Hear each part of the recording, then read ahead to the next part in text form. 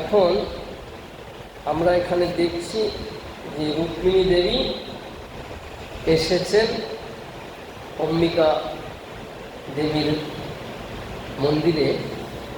তাদের যে পারিবারিক যে অনুষ্ঠান হয় বিবাহের সময়, সেই অনুষ্ঠান উদযাপন করে মন্দির থেকে বেরিয়ে যাচ্ছেন এক বান্ধবীর হাত ধরে, সখীর হাত ধরে বেরোচ্ছেন। পুজো হয়ে গেছে। তো তার আগে ব্রাহ্মণ পত্নীগণ তাকে অম্বিকা দেবীর আরাধনা করার জন্য, পূজা করার জন্য ব্যবস্থা করেছিলেন, তারা শুরু করেছিলেন। তারপরে রুক্মিণী দেবী পুজো করলেন বিভিন্ন উপাচার দিয়ে। পুজো করার পরে তখন ওই ব্রাহ্মণ পত্নীগণকে এবং দেবীকে প্রণাম করে তাদের কাছ থেকে আশীর্বাদ প্রাপ্ত হয়ে ওনার মন্দির থেকে বেরিয়ে যাচ্ছেন কৃষ্ণের উদ্দেশ্যে। কী করে এখন কৃষ্ণের সঙ্গে সাক্ষাৎ দেখা করবে, কৃষ্ণ তাকে হরণ করবে। তো আমরা আজকে যে শ্লোক আমরা পড়লাম, দেখছি এখানে কি হচ্ছে যে ওই বেরিয়ে যাওয়ার পরে তখন কৃষ্ণ তাকে হরণ করেছে। কিন্তু তার আগে কি হলো, এটা একটা শোভাযাত্রা চলছিল। রাজকন্যা তো রাজার ঘরের বাইরে বেরোয় না সাধারণত। তো এখন বিবাহ অনুষ্ঠান, সেই জন্য শোভাযাত্রা করে বধূকে নিয়ে যাওয়া হয়েছে। তো পুজো হয়েছে, পুজো করে এখন রাস্তা দিয়ে যাচ্ছে, শোভাযাত্রা চলছে। তো রুক্মিণী দেবী কী করছেন যে কৃষ্ণকে দর্শন করার জন্যে চোখ খুলেছে, পুরো দেখছেন সকলে। তো কৃষ্ণ তখন নেই, আর সমস্ত রাজারা বীরেরা এসেছে যে দেখি রাজকন্যাকে, বধূকে। তো তারা দেখছে। তো রুক্মিণী দেবী কী করেছেন, তার যে বৈভব, যে ঐশ্বর্য, সেটা তিনি প্রকাশ করেছেন, তার সৌন্দর্যটা। কারণ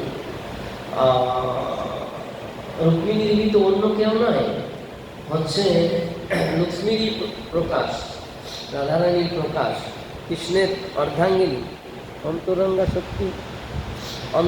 শক্তি প্রকাশ। তো সেই জন্যে তিনি তার সেই সৌন্দর্যকে প্রকাশ করেছেন যে কৃষ্ণ আমাকে দর্শন করুক, তো তিনি খুশি হবেন, সন্তুষ্ট হবেন। সেই জন্যে তার যে জৌলুস, দেহের যে সৌন্দর্য, এই রূপ দর্শন করে সকল বীরেরা মোহিত হয়ে গেছে।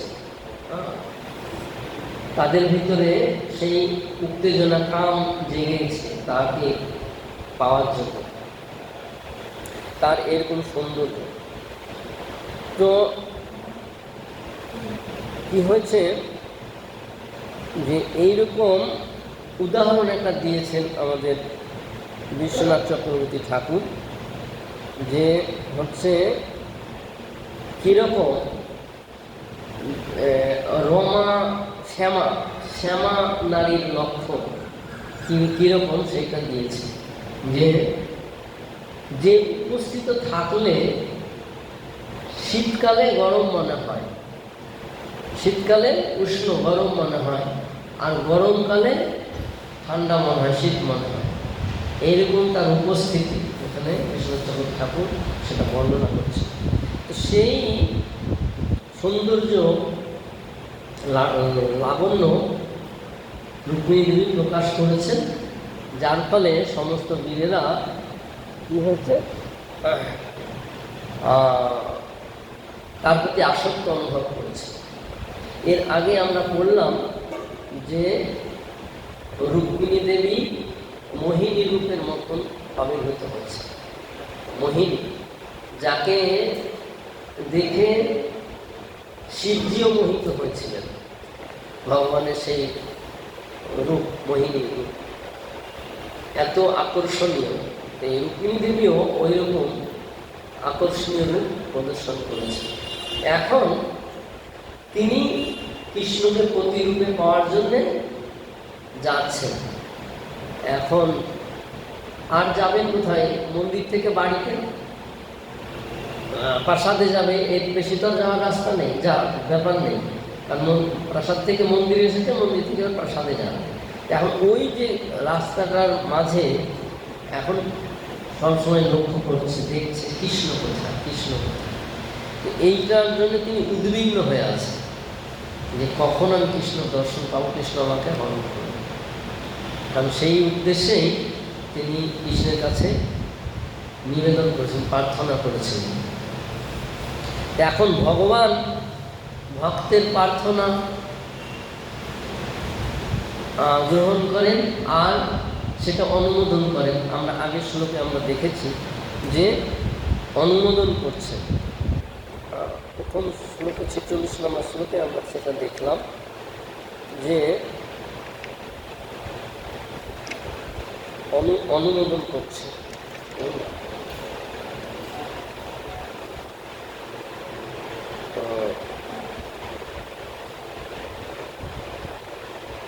এখানে দেখলাম আমরা যে হে দেবাদিদেব শিবের পত্নী মাতা অম্বিকা, আমি নিরন্তর আপনার সন্তান সহ আপনার প্রতি আমার প্রণাম নিবেদন করছি। ভগবান কৃষ্ণ যেন আমার প্রতি হন, দয়া করে তা অনুমোদন করুন। অনুমোদন করুন, প্রার্থনা করছে যে আমার অভিলাষ যেন পূর্ণ হয়। তো ভগবান অন্তর্যামী, সকলের হৃদয়ে অবস্থান করছেন পরমাত্মা রূপে, রুক্মিণী দেবীর হৃদয়েও অবস্থান করছেন। এখন রুক্মিণীর ভাবটা তো ভগবান জানে, তাই না? তো সেই জন্যে ভগবান কী করছে, তার সেই যে নিবেদন, তার যে প্রার্থনা, সেটা তিনি অনুমোদন করেছেন। কারণ আমরা দেখেছি গীতায় ভগবান পরমাত্মা রূপে সকল জীবের হৃদয়ে অবস্থান করে তাদের বাসনা পূর্ণ করেন আর সাক্ষী রূপে তিনি অবস্থান করেন, তাই না? উপদেষ্টা অনুমন্তচা ভর্তা ভোক্তা মহেশ্বর পরমাত্মেতি চাপ্যক্ত দেহিনশ্রী পুরুষোত্তম। সেই পরম পুরুষ সমস্ত জীবের হৃদয়ে অবস্থান করে তাদের বাসনা কামনা পূর্ণ করেন আর তিনি সাক্ষী রূপে তিনি অবস্থান করেন। এখন ভগবান অন্তর্যামী, সব জানেন। রুক্মিণীর হৃদয়েও ভগবান আছেন পরমাত্মা রূপে। তো রুক্মিণীর হৃদয়ের প্রার্থনা তো জানেনই, প্লাস রুক্মিণী স্বয়ং ভগবানকে পত্র প্রেরণ করেছিলেন তাকে উদ্ধার করার জন্য। তো সেই জন্যে রুক্মিণী দেবী খুব উদ্বিগ্ন ছিলেন, কখন কৃষ্ণ আসবে আমাকে এখান থেকে উদ্ধার করবে। কারণ আমি চাই না যে এই অসুরের কাছে সমর্পিত হতে। যদি কৃষ্ণ নাই আসে অসুবিধে নেই, আমি এই দেহই রাখবো না, এইরকম তার ভাবছি। তো ভগবান ভক্তবৎসল, ভগবানের ভক্তের বাসনা তিনি পূর্ণ করেন, সেই জন্যে ভগবানের নাম হচ্ছে ভক্তবৎসল। তো যার যেটা অভিলাষ সেটা তিনি পূরণ করেন, আর যেটা সে পায় না পূরণ করতে, ভগবান সেটা পূরণও করেন। সেই জন্যে এখানে ভগবান সেটাই বলেছেন, যোগক্ষেমম বহামি অহম। যেটা সে প্রাপ্ত হয় সেটা আমি সংরক্ষণ করি, আর যেটা সে প্রাপ্ত হয়নি আর পাওয়ার চেষ্টা করছে আমি সেটাকে পূরণ করি, তার অভাবটা আমি পূরণ করি। তো এইভাবে ভগবান সমস্ত জীবের যে বাসনা, যে ইচ্ছা তিনি পূরণ করেন। সেই জন্যেই এই জড়জগতের ব্যবস্থা তিনি করেছেন।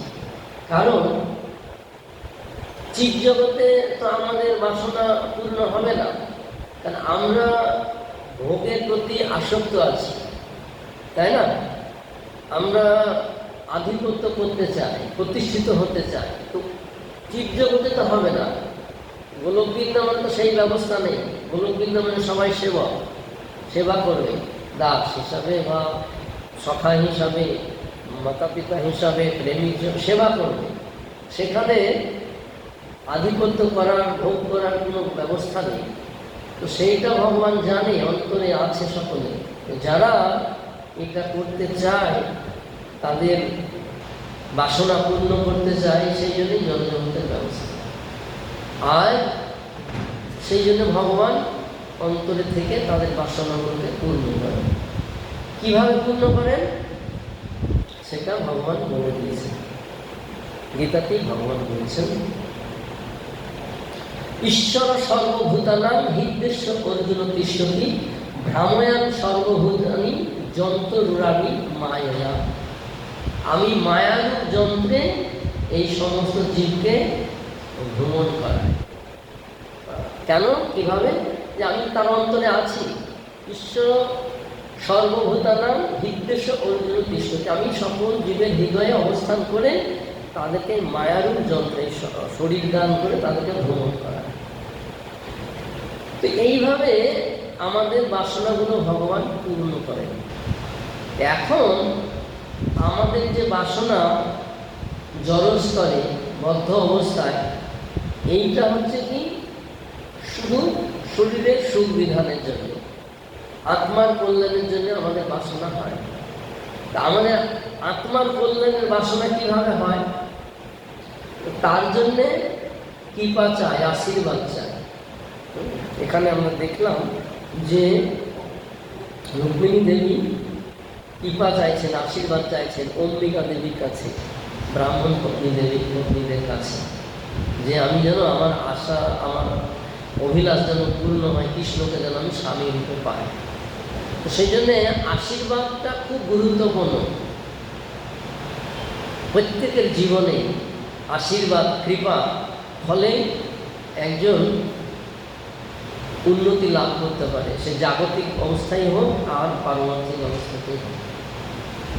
তো সেই জন্যে আমাদের আশীর্বাদ পুষ্ট হওয়ার প্রয়োজন। তো সেই রাস্তা আধ্যাত্মিক স্তরে আমরা দেখি, পারমার্থিক স্তরে যে আমাদের শাস্ত্রে সেই সিদ্ধান্ত দিয়েছেন যে মহাজন যেন গতস্ব পন্থা, মহাজনদের পথই আমাদের অনুসরণ করা উচিত, তাই না? এখন মহাজনরা কি বলছে, কিভাবে আমাদেরকে নির্দেশ দিচ্ছে, সেটাই হচ্ছে লক্ষ্যের বিষয়। তাদের আশীর্বাদটাই হচ্ছে, তাদের কৃপাটাই হচ্ছে আমাদের উন্নতির লক্ষ্য। এখন আমরা এটা কিভাবে লাভ করি? সাধু সেবা।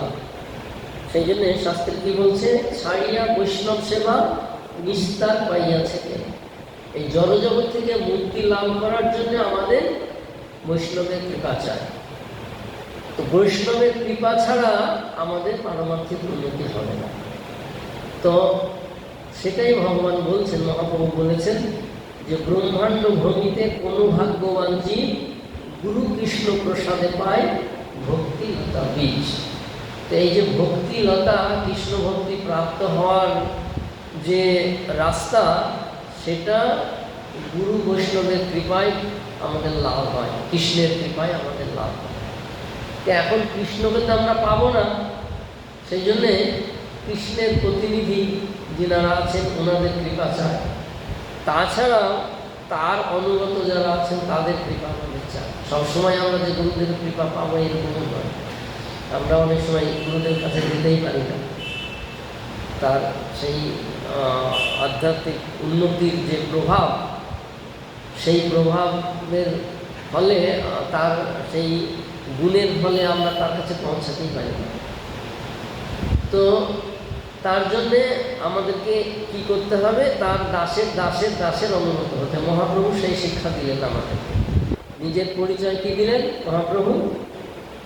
নাহম বিপ্র নচ নরপতি বৈষ্ণব শূদ্র নাহম বর্ণিচ গৃহপতির বনস্থ জ্যোতির্বা কিন্তু প্রত্য নিখিল পরমানন্দ পূর্ণ মিতাব্ধে গোপীর ভর্ত পদকমলর দাস দাস দাস দাস। তা আমি ব্রাহ্মণ নই, ক্ষত্রিয় নই, বৈশ্য নই, শূদ্র নই, আমি হচ্ছে ব্রহ্মচারী নই, গৃহস্থ নই, বানপ্রস্থ নই, সন্ন্যাসী নই। তাহলে আমি কে? আমি হচ্ছি গোপীর ভর্ত। ভর্তা মানে স্বামী, পালনকর্তা, রক্ষাকর্তা।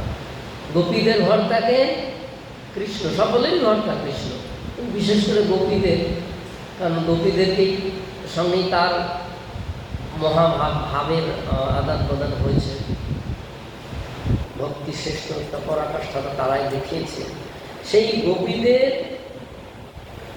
যে ভর্তা স্বামী পালনকর্তা প্রভু, তার দাসের দাসের দাসের অনুদাসের দাস, কত নিচে আমাদের পরিচয়। সেই জন্যে আমাদের কি করতে হবে? সদ্গুরুর আশ্রয় তো অবশ্যই আমাদেরকে প্রাপ্ত হতে হবে। তার আগে তার যে দাস, তার যে দাস, তার যে দাস, তার সেবায় যুক্ত হতে হবে। তো সেইভাবে আমরা যখন উঠবো ক্রমান্বয়ে করে, তো গুরুর কৃপা অবশ্যই আসবে। সেই জন্য বৈষ্ণবের কৃপা চাই, সাধুর কৃপা চাই। তো এই যে আমরা কয়েকদিন ধরে আমাদের চলছে ডিসাইপল কোর্স, তারপরে দীক্ষার জন্যে প্রস্তুতি, তো সেখানেও আমরা দেখছি যে নিজেদের যোগ্যতায় হচ্ছে না, যতক্ষণ না এই সাধুরা কৃপা করছে, বৈষ্ণবরা কৃপা করছে। যদিও আমরা বুঝতে পারছি যে তার সেই যোগ্যতা এখনো হয়নি, তবুও অনুনয় করছে, প্রার্থনা করছে, কৃপা চাইছে। এখন না যদি করি তাহলে আবার অসন্তুষ্ট হবে। ঠিক আছে, করি, আমার কর্তব্য আমি করে দিই, তারপরে গুরু কর্তৃপক্ষ যারা আছে তারা দেখবে, তখন আমাদের পরীক্ষা টরীক্ষা হবে, সেখান থেকে তারা উত্তীর্ণ হতে পারলে হবে। তা আমার কৃপাটা তো আমি আগে করি। তো এইভাবে বৈষ্ণবদের, সাধুর কৃপা, ভক্তের কৃপাতে আমরা এগিয়ে যেতে পারি, সেই সুযোগ আমরা প্রাপ্ত করি। তো সেই রকম আমরা দেখেছি যে ভক্তের কৃপা কত গুরুত্বপূর্ণ। তো একবার মহাপ্রভু মাথাইকে কৃপা করছে না, নিত্যানন্দকে মেরেছে, মাথা ফাটিয়ে দিয়েছে, কপাল ফাটিয়ে দিয়েছে, তো কৃপা করছে না, না ওকে আমি বধ করবো, সুদর্শনকে দেখেছে। মহাপ্রভু এসেছে প্রেম বিতরণ করতে, প্রেম দিয়ে হৃদয় জয় করবে, কিন্তু এরকম রেগে গেছে, ভক্তকে মেরেছে, আর সহ্য করতে পারছে না। এক সুদর্শন, কোনো কথা নেই, ওকে আমি বধ করব। তো মাথায় তো একদম অসহায়, এবার তার মৃত্যু হয়তো পড়েছে নিতাইয়ের পায়ে, নিত্যানন্দ পায়ে, যাকে মেরেছে। এখন নিত্যানন্দ কি করছেন?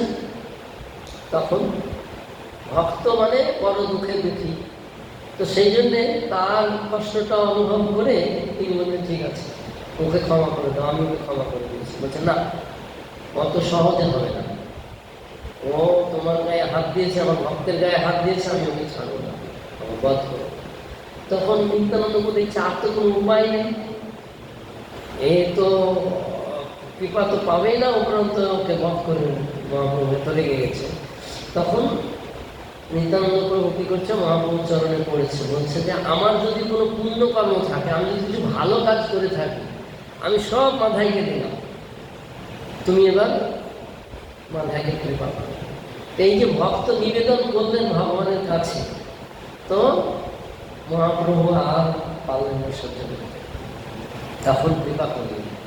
তো এইরকম আমরা দেখতে পাই যে মুকুন্দ, মহাপ্রভু খুব বড় ভক্ত মুকুন্দ, কি করছিলেন? তিনি ওই মায়াবাদীদের কথা শুনতেন, ওদের সঙ্গে কীর্তন করতেন, ওদের কথা শুনতেন। তো মহাপ্রভু নির্দেশ ছিল, মায়াবাদী ভাষ্য শুনবে না, মায়াবাদী ভাষ্য শুনিলে হয় সর্বনাশ, তো মায়াবাদীদের ভাষ্য শুনবে না। তো মুকুন্দ কিন্তু ওটা করতো। তো মহাপ্রভু জেনে এত রেগে গেলেন ওনার প্রতি, যে মুকুন্দ এই হচ্ছে, আমার কথা অমান্য করছে, মায়াবাদীদের সঙ্গে মিশতে, ওদের কথা শুনছে, ওর মুখই দেখবো না বলে গেল, ও যেন আমার কাছে না আসে। তো এখন ওই সময় মহাপ্রভু সবাইকে কৃপা করছে, আর এখন মুকুন্দকে আর মুখই দেখবে না, কৃপা করবে না। তখন সব ভক্তরা অনুনয় নিবেদন করল, তখন বলছে যে ঠিক আছে, বলো ওকে যে 1 কোটি বছর ওকে জন্ম নিতে হবে, তারপরে ও আমার কৃপা পাবে, 1 কোটি বছর ওকে জন্ম নিতে হবে। তো এখন মুকুন্দ তো ভগবানের ভক্ত, তো ভগবানের এই যে কৃপা আমি পাবো, এই যে জেনেছে এইটা 1 কোটি বছর হোক আমার, তবুও তো আমি পাবো মহাপ্রভুর কৃপা। তো ও উদ্দণ্ড কীর্তন নিত্য কীর্তন করতে শুরু করেছে। তো তখন ভক্তরা বলছে যে, তখন মহাপ্রভু জিজ্ঞেস হচ্ছে কি ও কি বললো আমার কথা শুনে। তো ভক্তরা বলছে খুব আনন্দে নাচছে, কীর্তন করছে, খুব নাচছে, আনন্দ করছে। না কেন, 1 কোটি বছর ওর সময় জন্ম ধর্মকে তাও কীর্তন করছে। বলছে হ্যাঁ, এই যে আপনি বলেছেন কৃপা করবেন, এইটা শুনে ওর আনন্দ ও নাচছে। তো মহাপ্রভু তখন বললো যে ঠিক আছে, ওকে বলো চলে আসতে, ওর হয়ে গেছে।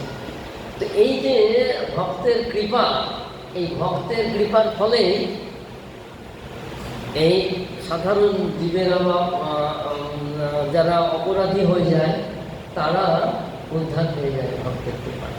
সেই রকমই আমরা একবার দেখলাম যে মহাপ্রভুর সঙ্গে কালাকৃষ্ণ দাসকে পাঠানো হয়েছিল দক্ষিণ ভারতে, তাই না? কালাকৃষ্ণ দাস তো কালাকৃষ্ণ দাসকে পাঠানো হয়েছিল মহাপ্রভু সেবা করার জন্য।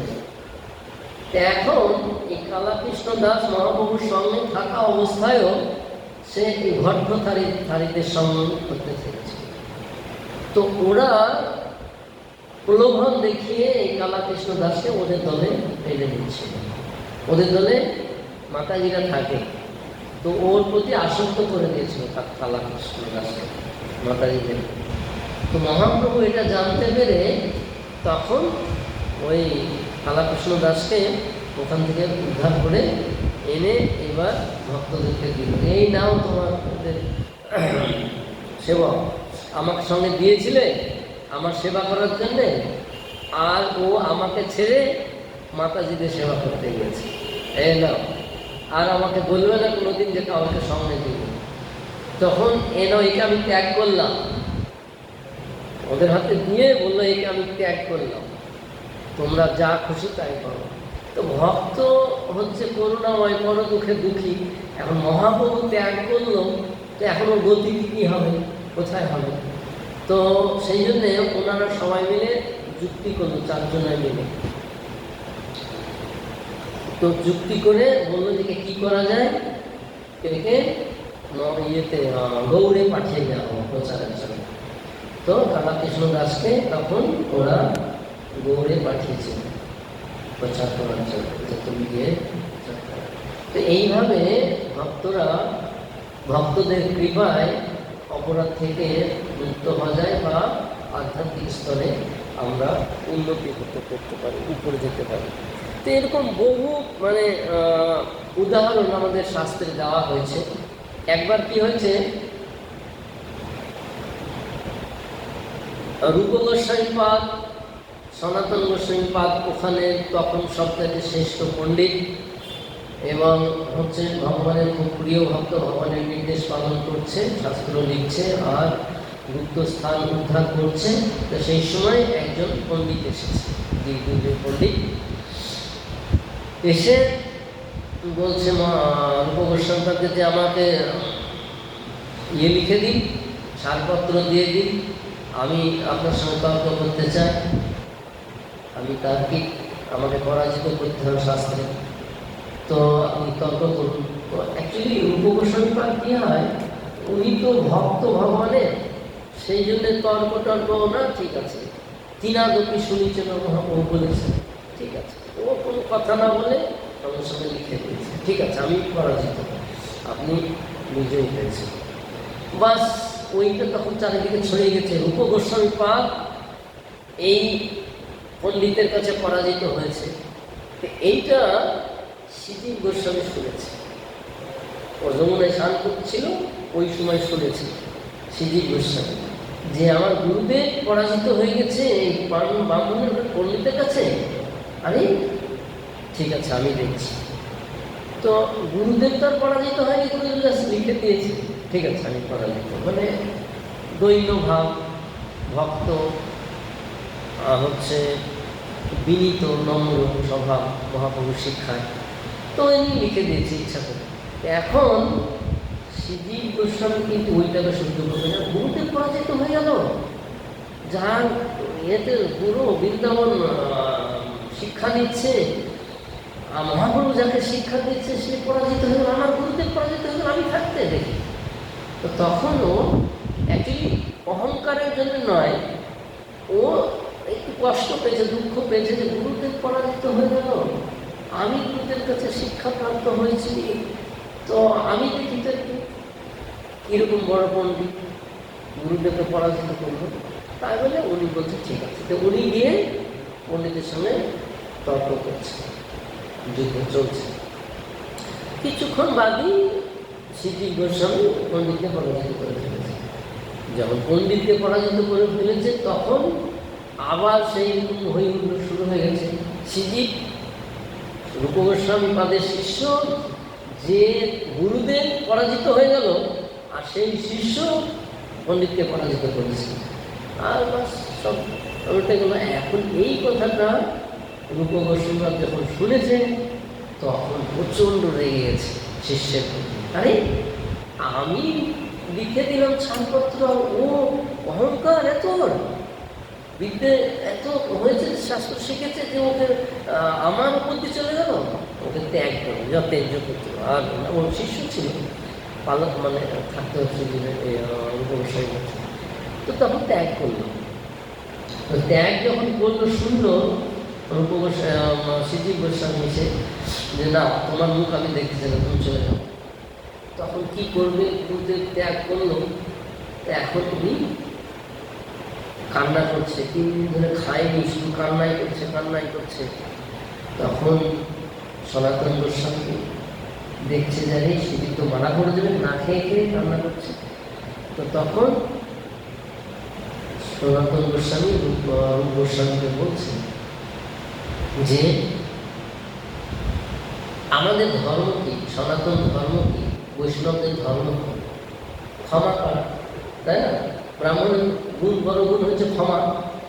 তো যেখানে ক্ষমাই হচ্ছে না সেখানে আমরা কি করে বৈষ্ণব, তাই না? আমরা তো নিজেদের বৈষ্ণব বলছি, সবাই জানে। তা আমরা যদি ক্ষমা করার ক্ষমতাই আমাদের না, তাহলে আমরা বৈষ্ণব কিসে? সেইটাই সনাতন গোস্বামী বলছেন, জীবে দয়া তব পরম ধর্ম, জীবে দয়া তব কই। আমাদের ধর্মটাই হচ্ছে জীবকে দয়া করা, কৃপা করা, উদ্ধার করা। তো যদি জীবকে দয়াই করতে হয় তাহলে জীবকে কোথায় তুমি দয়া করছো, তুমি কষ্ট দিচ্ছ। সনাতন গোস্বামী তো বড় পণ্ডিত, উনিও কম নয়, তাই না? দুজনেই বড় পণ্ডিত। তো তখন রূপ গোস্বামী এই বলছে যে জীবে দয়া তব পরম ধর্ম, জীবে দয়া তব কই। তো তুমি বৈষ্ণব ধর্ম পালন করছো, বৈষ্ণব হয়েছো, আর তুমি একটা তোমার বাচ্চাকে তুমি কষ্ট দিচ্ছ, 3 দিন না খেয়ে পড়ে আছে। তো তখন সনাতন গোস্বামী কৃপায় রূপ গোস্বামী তাকে কৃপা করবে। তো এই হচ্ছে ভক্ত কৃপা, ভগবানের কৃপা। ভগবান তো সবসময় ভক্ত কৃপা করেন, কোনো ব্যাপার নয়। কিন্তু কি সময় তো পার হয়ে যাবে, লক্ষ্যই আমাকে তাকাইনি। আচ্ছা, পার হয়ে গেছে সময়, আমার 10 মিনিট লেট হয়ে গেছে, দেরি হয়ে গেছে। তো যাই হোক, আমি যা বলছিলাম যে এই হচ্ছে ভক্তের কৃপা। ভগবান তো অবশ্যই ভক্তদেরকে কৃপা করেন, এটাই কাজ ভগবানের, ভক্ত বৎসল ভগবান। কিন্তু ভক্তদের কৃপাটাও বড়, যার ফলে ভগবানের কৃপা লাভ হয়। তো যাই হোক, আমার সময় পার হয়ে গেছে। কারো কোনো প্রশ্ন মন্তব্য থাকলে আপনারা আমাকে পার্সোনাল জিজ্ঞাসা করে নেবেন, আমি চেষ্টা করবো করতে। হরে কৃষ্ণ, হরে কৃষ্ণ, হরে কৃষ্ণ, কৃষ্ণ কৃষ্ণ হরে হরে, হরে রাম, হরে রাম, রাম রাম হরে হরে, হরে কৃষ্ণ, হরে কৃষ্ণ, কৃষ্ণ কৃষ্ণ হরে হরে, হরে রাম, হরে রাম, রাম রাম হরে হরে, হরে কৃষ্ণ, হরে কৃষ্ণ, কৃষ্ণ কৃষ্ণ হরে হরে, হরে রাম, হরে রাম, রাম রাম হরে হরে।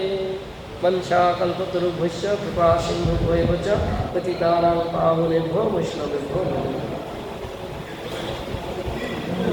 जय जगद्गुरु श्री गोपाल की। তো এই হচ্ছে ভক্তের কৃপা। ভক্তের কৃপা না হলে কিছুই হবে না।